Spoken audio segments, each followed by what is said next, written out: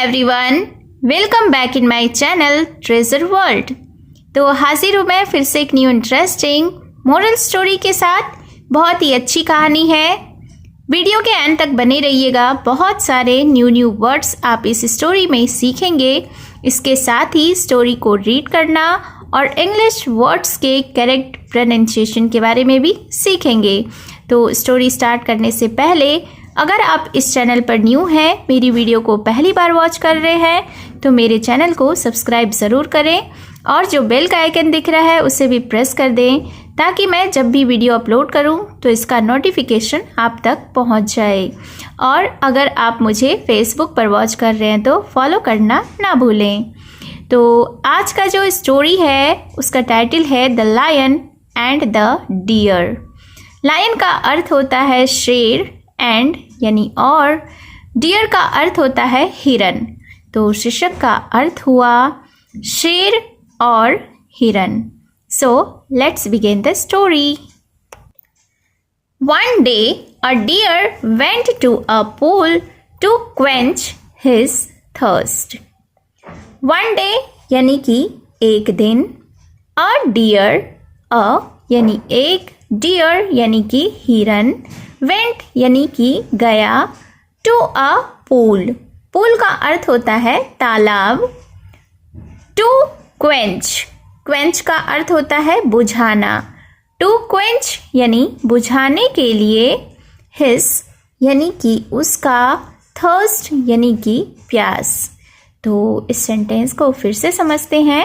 One day a deer went to a pool to quench his thirst, यानी कि एक दिन एक हिरन अपनी प्यास बुझाने के लिए एक तालाब की ओर गया।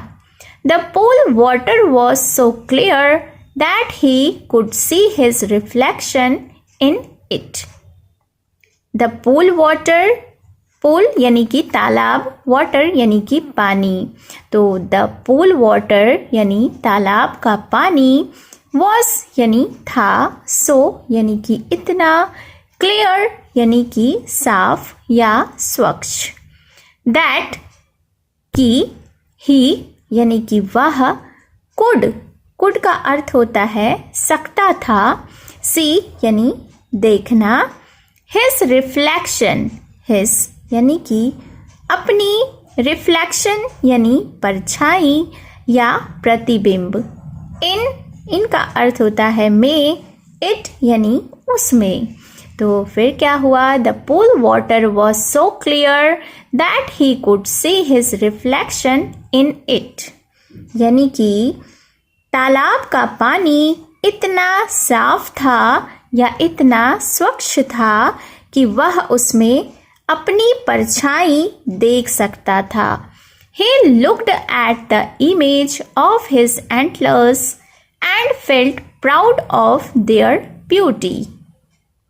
He यानी कि वह, looked यानी कि देखा, he looked यानी उसने देखा, at the image, image का अर्थ होता है छवि या तस्वीर, at the image यानी कि छवि को या तस्वीर को, of his antlers, of his यानी उसका, antlers यानी कि सींग, and felt, and यानी और, felt यानी कि महसूस किया, proud, proud का अर्थ होता है गर्व, of their, of यानी का, their यानी उसका, beauty यानी कि सुंदरता।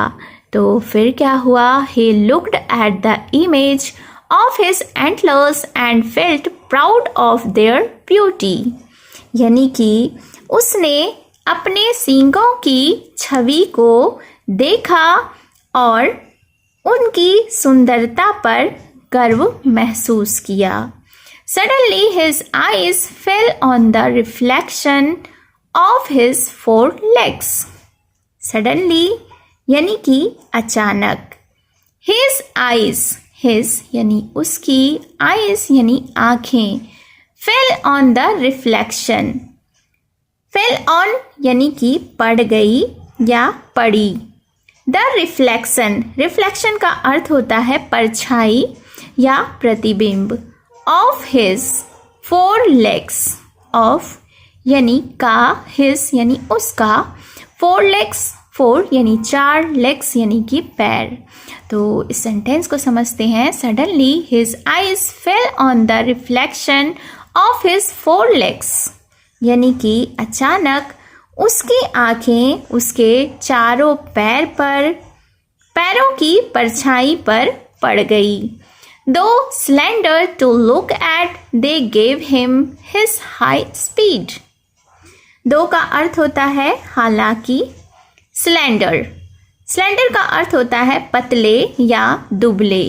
टू लुक एट, लुक यानी दिखना। दे यानी वे, गेव यानी देते थे, हिम यानी कि उसे, हिज यानी उसकी, हाई का अर्थ होता है तेज, स्पीड यानी कि गति। तो इस सेंटेंस को समझते हैं। Though slender to look at, they gave him his high speed. हालांकि देखने में वे पतले थे, they gave him his high speed, यानी कि फिर भी वे उसे तेज गति देते थे। But he felt sad seeing them, but यानी लेकिन, ही फेल्ट, ही यानी वह, फेल्ट यानी कि महसूस किया, बट ही फेल्ट लेकिन उसने महसूस किया, सैड यानी कि उदास, सीइंग दैम, सी का अर्थ होता है देखना, सीइंग यानी देख कर, दैम यानी कि उन्हें। तो but he felt sad seeing them, लेकिन उन्हें देखकर वह उदास हो गया। With a heavy heart he quenched his thirst, with यानी कि साथ, अ हैवी, अ यानी एक, हैवी का अर्थ होता है भारी, हर्ट यानी कि दिल या मन, ही क्वेंच्ड, ही यानी वह, क्वेंच्ड यानी कि बुझाई, हिज यानी उसकी, थर्स्ट यानी कि प्यास। तो with a heavy heart he quenched his thirst, यानी कि भारी मन से उसने अपनी प्यास बुझाई। Hardly had he raised his head when he saw a lion coming towards him. Hardly का अर्थ होता है मुश्किल से। Had he raised, he यानी वह या उसने, raised यानी कि उठाया। Head का अर्थ होता है सिर। When यानी जब, he saw, he यानी वह, saw यानी कि देखा, he saw यानी उसने देखा, a lion यानी एक शेर को, coming towards him, come का अर्थ होता है आना, coming यानी आते हुए, towards यानी की ओर या उसकी ओर, him यानी कि उसकी। तो फिर क्या हुआ? Hardly had he raised his head when he saw a lion coming towards him, यानी कि मुश्किल से उसने अपना सर उठाया ही था कि उसने एक शेर को अपनी तरफ या अपनी ओर आते देखा। So he took to his heels and the lion was left far behind. So का अर्थ होता है इसलिए या तो। He यानी उसने, took यानी कि लिया, to his यानी अपने, heels का अर्थ होता है एड़िया। तो ये जो फ्रेज है he took to his heels, इसका अर्थ होता है भाग गया, and यानी और, the lion यानी शेर, was यानी था, left यानी कि छूट गया, far यानी बहुत दूर, behind यानी कि पीछे। तो इस सेंटेंस को फिर से समझते हैं। So he took to his heels and the lion was left far behind, यानी कि इसलिए वह भाग गया और शेर बहुत पीछे छूट गया। The deer took a sigh of relief. The deer यानी हिरन ने टुक यानी कि लिया अ साई, अ यानी एक, साई का अर्थ होता है सांस, ऑफ रिलीफ, ऑफ यानी का, रिलीफ का अर्थ होता है राहत या चैन।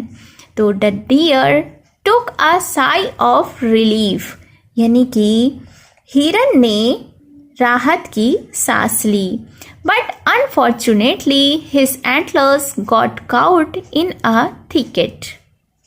बट का अर्थ होता है लेकिन, अनफॉर्चुनेटली, अनफॉर्चुनेटली का अर्थ होता है दुर्भाग्य से।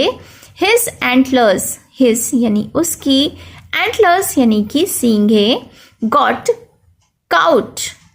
काउट यानी कि फंस गई, इन अ थिकेट, इन यानी में, अ यानी कि एक, थिकेट का अर्थ होता है झाड़ियों का घना झुरमुट। तो फिर क्या हुआ?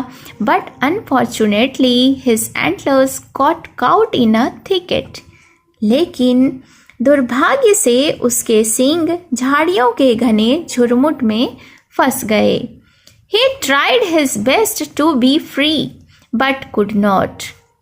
He यानी कि उसने, tried यानी कि कोशिश की, his यानी अपनी, best यानी सबसे अच्छी या पूरी, to be free, to be यानी होने के लिए, free का अर्थ होता है मुक्त या आज़ाद, but लेकिन could not यानी नहीं हो सका। तो फिर क्या हुआ? He tried his best to be free but could not यानी कि उसने आज़ाद होने की पूरी कोशिश की, लेकिन वह सफल नहीं हो सका। In the meantime, the lion came quite closer. In the meantime यानी कि बीच के समय में या इसी बीच, द लायन यानी शेर, केम यानी आया, क्वाइट का अर्थ होता है काफ़ी, क्लोजर यानी कि पास या नज़दीक। तो in the mean time the lion came quite closer यानी कि इसी बीच शेर काफ़ी पास आ गया।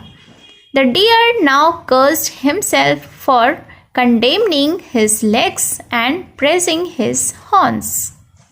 द डियर यानी कि हिरन, नाउ यानी अब, कर्स्ड का अर्थ होता है, कर्स का अर्थ होता है श्राप देना, कर्स्ड यानी कि श्राप दिया या कोसा, धिक्कारा, हिमसेल्फ यानी खुद को, फॉर का अर्थ होता है के लिए, कंडेमनिंग यानी बुरा कहने के लिए या निंदा करने के लिए, हिज लेग्स, हिज यानी कि उसके, लेग्स यानी कि पैर, एंड प्रेजिंग, एंड यानी और, प्रेजिंग का अर्थ होता है प्रशंसा करने के लिए, हिज यानी उसके, हॉर्न्स यानी कि सींग। तो इस सेंटेंस को समझते हैं। The deer now cursed himself for condemning his legs and praising his horns यानी कि अब हिरन ने अपने पैरों की निंदा करने और अपने सींगों की प्रशंसा करने के लिए खुद को कोसा। But now he could do nothing, but यानी लेकिन, नाउ यानी कि अब, ही कुड डू नथिंग, ही यानी कि वह, कुड यानी कर सकता था, डू का अर्थ होता है करना, नथिंग यानी कुछ भी नहीं। तो इस सेंटेंस को समझते हैं। But now he could do nothing यानी कि लेकिन अब वह कुछ भी नहीं कर सकता था। The lion overtook him and tore him to pieces. The lion यानी शेर, ओवरटुक का अर्थ होता है पकड़ लिया या पीछे से आ गया, हिम यानी कि उसे, एंड टोर, एंड यानी और, टोर यानी कि फाड़ दिया, टू पीसेस यानी टुकड़ों में। तो फिर क्या हुआ? The lion overtook him and tore him to pieces यानी कि शेर ने उसे पकड़ लिया और उसे टुकड़ों में फाड़ दिया।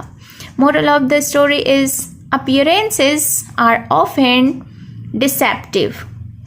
appearance का अर्थ होता है दिखावे या बाहरी रूप, आर यानी होते हैं, ऑफन का अर्थ होता है अक्सर या प्रायः, डिसेप्टिव यानी धोखा देने वाले। तो अपीयरेंसेस आर ऑफन डिसेप्टिव, इसका अर्थ हुआ कि दिखावे अक्सर धोखा देने वाले होते हैं, या यूँ कह सकते हैं कि जो चीज़ बाहर से सुंदर या अच्छी लगती है ज़रूरी नहीं कि वही सबसे उपयोगी हो।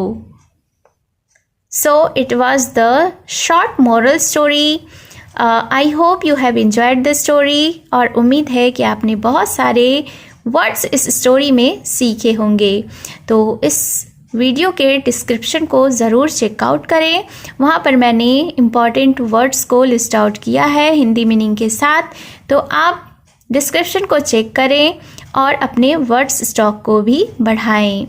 और अगर आपको मेरी वीडियो ज़रा भी हेल्पफुल लगी हो तो कमेंट एंड शेयर करना ना भूलें। इसके साथ ही अगर चैनल पर न्यू हैं, मेरी वीडियो को पहली बार वॉच कर रहे हैं, तो मेरे चैनल को सब्सक्राइब कर लें और बेल का आइकन भी हिट कर दें ताकि इन्फॉर्मेटिव एंड मोरल स्टोरीज़ वाली वीडियो आप तक पहुंच जाए, जिससे आपकी रीडिंग स्किल भी अच्छी हो, करेक्ट प्रोनाउंसिएशन भी अच्छे हों एंड वर्ड स्टॉक भी बढ़े। और इसके साथ ही अगर आप मुझे फेसबुक पर वॉच कर रहे हैं तो फॉलो करना ना भूलें।